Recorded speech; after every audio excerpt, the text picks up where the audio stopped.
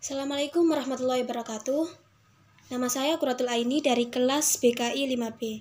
Di sini saya akan menjelaskan terkait materi konseling lintas budaya dengan bab budaya dan proses perkembangannya.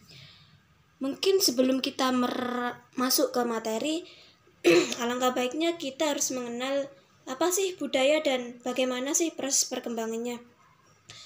Sebenarnya arti budaya itu sendiri bisa dikatakan bahwa budaya itu suatu kebiasaan, suatu adat istiadat, kemudian akal, pikiran. Biasanya kalau bicara soal ranah psikologi, budaya itu budaya itu dikatakan sebagai akal dan pikiran. Sedangkan proses perkembangan itu ya bagaimana cara berkembang ya. Kita langsung saja masuk ke materi, yaitu yang pertama kita harus mengenal budaya dan proses perkembangan. Dan ya, kita lanjut, yaitu budaya dan temperamen. Ini yang pertama. Ya, kita harus tahu bahwa apa sih itu temperamen? Temperamen ini seperti hal batin seperti itu ya. Jadi beberapa orang tuh percaya bahwa temperamen dan disposisi sejak lahir di dunia itu ada, dan itu bagian dari kehidupan manusia. Kemudian ada yang mengatakan bahwa temperamen itu dibawa sejak lahir, jadi lahir itu sudah ada temperamen, ikatan batin gitu ya. Kalau kita bicara soal budaya dan temperamen, otomatis kita akan membicarakan masa lalu. Masa lalu atau pengetahuan tradisional lebih tepatnya. Yang pertama, kita belajar tentang pengetahuan tradisional. Pengetahuan tradisional ini menurut saya yang namanya tradisional ya, belajar masa lampau ataupun hal-hal tradisi. Semisal gini, anak seumuran 0-1 itu biasanya menangis, cerewet. Terus dewasa sedikit 5-10 itu sudah mulai berkembang, beraktivitas. Ya, menurut saya itu adalah perkembangan tradisional yang di situ akan dilakukan semua anak pada usia sekian. Jadi kalau kita bicara soal pengetahuan tradisional, sebisa mungkin kita sebagai pengasuh ataupun orang tua tidak seharusnya kita mengajarkan hal negatif.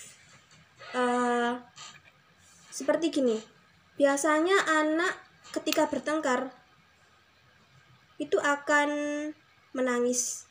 Ketika anak A dan B bertengkar, A mengambil mainan si B, otomatis B akan marah. Ya, di situ amarah si B itu akan mengeluarkan hal-hal negatif seperti melempar ataupun membalas perilaku si A tadi. Itu adalah perilaku negatif yang dimiliki. Wajar ya kalau anak kecil mainannya diambil tuh pasti marah.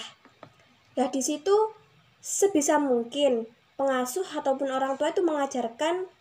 Jadi sebisa mungkin orang tua maupun pengasuh itu mengajarkan hal-hal yang positif pada anak. Selanjutnya saya akan menjelaskan tentang studi lintas budaya mengenai temperamen itu sendiri. Ya, biasanya studi lintas budaya mengenai temperamen ini terjadi ketika bayi dalam kandungan. Jadi ketika ibu hamil, kesehatan dan emosional itu mempengaruhi kandungan.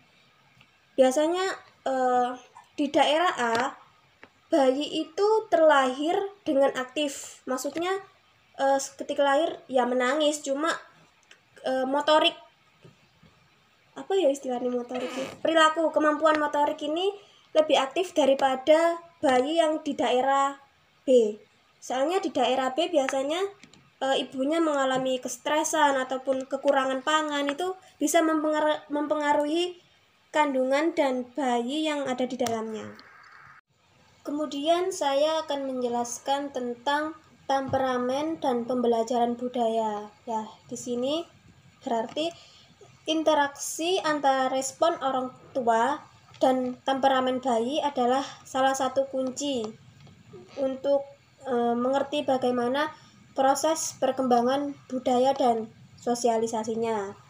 Temperamen temperamen itu yang paling penting adalah latar belakang pada bayi itu sendiri.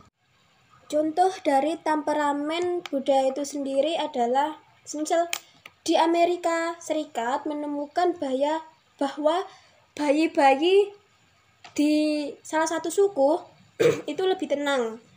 Lebih tenang tuh maksudnya tidak suka marah ketimbang bayi di suku sebelah. Sedangkan di Jepang itu sedikit lebih cerewet dan bersuara aktif dibanding dengan bayi-bayi yang ada di salah satu suku di Amerika Serikat. Kemudian kita bisa mempelajari terkait sumber atau penyebab perbedaan temperamen itu sendiri. Gaya temperamen yang bernilai dalam kebudayaan yang bersangkutan yang pertama. Kemudian lingkungan spesifik seperti perekonomian, terus kemiskinan itu mempengaruhi perbedaan temperamen. Kemudian fisiologis ibu seperti emosi, tekanan darah tinggi itu juga bisa mempengaruhi. Kemudian saya akan menjelaskan terkait budaya dan kelekatan. Biasanya kelekatan itu mengacu pada ikatan khusus yang berkembang antara bayi dan pengasuh utamanya.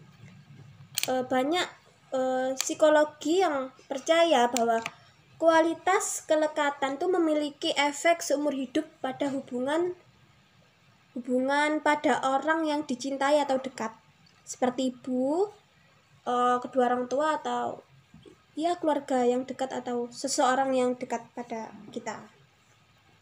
Biasanya kelekatan juga dapat memberikan rasa aman secara emosional pada anak. Setelah kelekatan tersebut tercipta, biasanya anak merasa tertekan oleh pemisahan dari pengasuh itu sendiri ya tentunya, seperti ibu dan lain-lain tadi. Kemudian saya akan menjelaskan terkait budaya dan kelekatan. Biasanya kelekatan itu mengacu pada ikatan khusus yang berkembang antara bayi dan pengasuh utamanya. Banyak psikologi yang percaya bahwa kualitas kelekatan itu memiliki efek seumur hidup pada hubungan pada orang yang dicintai atau dekat, seperti ibu, kedua orang tua, atau keluarga yang dekat atau seseorang yang dekat pada kita. Biasanya kelekatan juga dapat memberikan rasa aman secara emosional pada anak. Setelah kelekatan tersebut tercipta, biasanya anak merasa tertekan oleh pemisahan dari pengasuh itu sendiri ya tentunya, seperti ibu dan lain-lain tadi. Saya akan menjelaskan sedikit beberapa teori terkait budaya dan kelekatan ini. Yang pertama yaitu teori kelekatan dari Bowlby. Dia itu menyimpulkan bahwa bayi itu memiliki sifat dasar biologis yang sudah terprogram sebelumnya untuk menjadi lekat kepada pengasuh, seperti senyuman, kemudian interaksi pengasuh dan bayi tersebut akan membawa pengaruh di masa-masa yang akan datang. Program-program itu menyakup perilaku yang nantinya memicu perilaku yang mendorong terbentuknya kelekatan dari pihak ibu ke anak maupun anak ke ibu. Kemudian sistem klasifikasi kelekatan Ainsworth. Di situ dia menjelaskan membedakan ada 3 gaya kelekatan, yaitu aman, menghindar, dan ambivalen. Biasanya bayi yang lekat secara aman memiliki pengasuh atau ibu yang respon, yang bersikap hangat kepada dia. Kemudian anak yang menghindar biasanya mempunyai ibu yang diduga diduga ya ini intrusif, terlalu mencampuri urusan, dan ini terlalu mengekang. Kemudian yang ketiga adalah perilaku ambivalen. Biasanya anak-anak yang berperilaku seperti ini itu sulit ditebak. Jadi pengasuh ataupun orang tua ini kurang perhatian ataupun memberi interaksi lebih. Jadi ada sekat antara pengasuh dan si anak. Jadi anak ini kadang nurut, kadang memberontak. Jadi sulit untuk ditebak. Kemudian saya akan menjelaskan terkait kelekatan dan perkembangan anak. Perkembangan kompetensi pada anak ini sangat dipengaruhi oleh hubungan kelekatan antara anak dan pengasuh. Beberapa penelitian menyatakan bahwa stabilitas lingkungan pengasuh memberikan implikasi terhadap perkembangan si anak. Hubungan keterikatan bayi dengan pengasuh yang berbeda juga ini menimbulkan hasil yang berbeda pula. Langsung ke perkembangan anak ya. Kalau dilihat dari segi gizi, hubungan kelekatan bayi dan ibu dalam status gizi atau kesehatan dapat dinyatakan bahwa yang memiliki kelekatan yang baik dengan ibunya itu dinyatakan bayi yang memiliki nilai gizi baik. Begitu pula sebaiknya. Langsung saja kita membicarakan tentang perkembangan kognitif. Yang pertama, saya mengambil contoh dari teori Piaget. Piaget ini merupakan tokoh besar yang berfokus pada perkembangan kognitif dari bayi, manusia kecil hingga dewasa. Perkembangan kognitif merupakan bidang psikologi yang mempelajari tentang bagaimana kemampuan berpikir berkembang dari waktu ke waktu ya. Ini Piaget yang mencetuskan. Berdasarkan observasi, Piaget ini mengambil sampel anak-anak orang Swiss dari mulai usia 0 hingga dewasa. Dan itu ada beberapa tahap. Piaget ini mengemukakan pertumbuhan kognitif anak ada 4 tahap. Yang pertama itu tahap sensori motorik yang dimulai pada usia 0 sampai 2 tahun. Kemudian tahap keduanya yaitu tahap preoperasional kira-kira 2 hingga usia 7 tahunan. Kemudian yang ketiga tahap operasional konkret yaitu 7 hingga 11 tahun biasanya.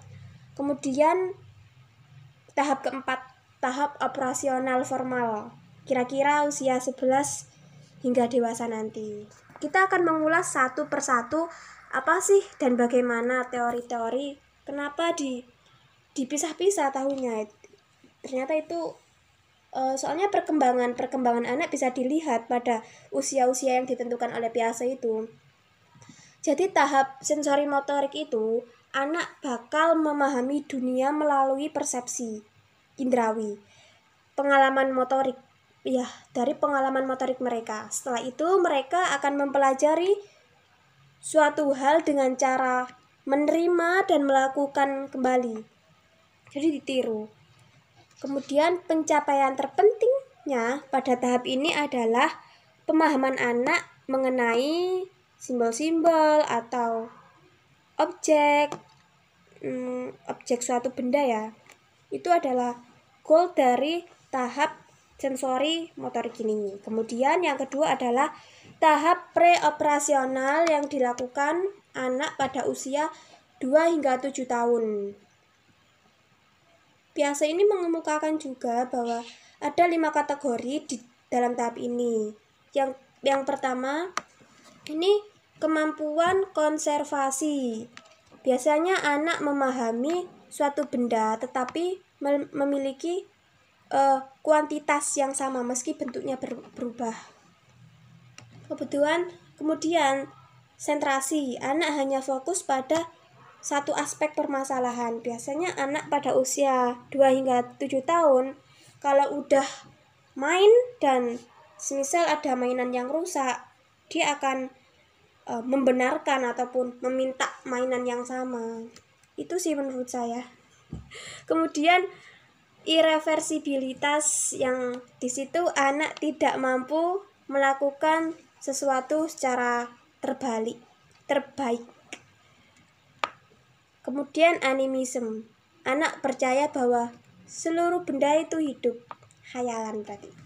Kemudian tahap yang ketiga, tahap operasional konkret, yang dimulai pada usia 7 hingga 12 tahunan. Biasanya pada tahap ini anak sudah berhasil melampaui 5 karakteristik pada tahap tadi ya. Biasanya anak juga belajar cara-cara baru untuk melakukan suatu kegiatan. Meski demikian, pada tahap ini bukan berdasarkan kemampuan logika. Saya akan menyampaikan terkait penalaran moral, yaitu hubungan yang sangat dekat terjalin antara moralitas dan budaya. Prinsip moral dan etika menyediakan pedoman bagi perilaku orang-orang mengenai apa yang sesuai dan tidak sesuai. Itu penalaran moral. Biasanya pedoman ini merupakan hasil dari budaya masyarakat, kemudian diwariskan generasi yang selanjutnya, generasi yang berikutnya. Penemuan dari beragam studi mengemukakan bahwa teori penalaran moral dari Kohlberg bersifat universal. Salah satu yang mendasari teori ini adalah pemahaman prinsip moral dan prinsip kata hati. Saya akan menyimpulkan terkait bab ini tadi. Penelitian lintas budaya dapat memberi sumbangan yang berarti, seperti pemahaman tentang temperamen, terus kelekatan, kemudian peran orang tua, pengasuh, kemudian lingkungan sosial, maupun bagaimana anak ini bisa menalar moral yang dibentuk oleh konteks budaya yang ada. Kemudian selain itu, kita juga menyadari berbagai akar perbedaan budaya ya tentunya. Di setiap tempat itu berbeda. Kehidupan anak-anak juga berbeda, kebudayaannya seperti apa, remaja, dewasa itu pun juga berbeda-beda. Perbedaan perkembangan yang didiskusikan pada malam ini semuanya berbicara mengenai bagaimana sebuah budaya berkembang di antara kita. Ya, perbedaan itu akan selalu ada, diiringi dengan perkembangan zaman maupun pengetahuan yang lain ya tentunya. Kemudian budaya menampilkan pengaruh melalui jalannya sendiri yang spesial dan unik. Kita tidak dapat melihat bagaimana ada nggak sih tahap-tahap perkembangan budaya itu sulit untuk diteliti, karena namanya budaya itu pikiran ya, akal maupun kebiasaan. Jadi kebiasaan itu bisa berubah sewaktu-waktu, itu yang dinamakan budaya. Kemudian dengan melihat keluar, kita bisa mengamati budaya yang ada terkait kebiasaan masyarakat, perilaku lingkungan sosial di sekitar kita. Ketika kita keluar dari zona kita bisa memeriksa perkembangan serta proses sosialisasi dari kebudayaan lainnya. Maka dari itu kita dapat melihat diri kita sendiri melalui proses perkembangan budaya itu. Jadi kita bisa melihat diri kita sendiri ketika kita keluar dari zona kita sendiri. Begitu. Ya sudah ya, sekian dari saya. Kurang lebihnya saya mohon maaf yang sebesar-besarnya. Wassalamualaikum warahmatullahi wabarakatuh. Waalaikumsalam.